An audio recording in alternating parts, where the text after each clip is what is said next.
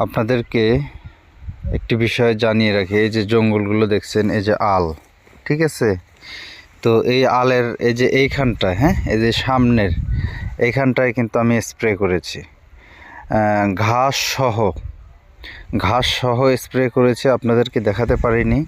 তারপরে আর একটু সামনে, সেটা হচ্ছে এই যে এইখানটা, হ্যাঁ, এই যে এইখানটায় দেখেন, এই যে ঘাসগুলো কিন্তু ভিজা, ঠিক আছে? এইখানটায় যে এতটুকু জায়গা নিয়ে আমি এইখানটায় স্প্রে করেছি। আর আরেকটা জায়গা হচ্ছে ঠিক এই যে এইখানটায়,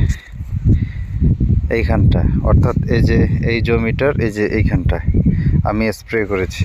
এই যে এই ঘাসটা সহ আমি স্প্রে করেছি। এই 3টা জায়গায় কিন্তু আমি স্প্রে করেছি।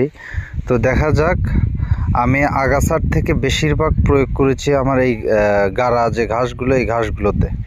তো দেখি কি পরিমাণ রেজাল্ট আসে, বা কি রেজাল্ট আসে, নেগেটিভ না পজিটিভ, যেটাই আসুক তার পরবর্তীতে আমি আপনাদেরকে সেই ওষুধটার নাম জানিয়ে দেব।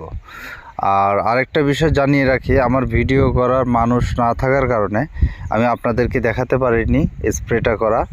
তো পরবর্তীতে ইনশাল্লাহ রেজাল্ট নিয়ে যখন আমি পরিপূর্ণতা অর্জন করব, তারপর যখন মাঠে নামি, তখন ইনশাল্লাহ আমি একটা লোক ঠিক করে ভিডিও করব এবং আপনাদেরকে দেখাবো। তো ধন্যবাদ, সবাই ভালো থাকবেন।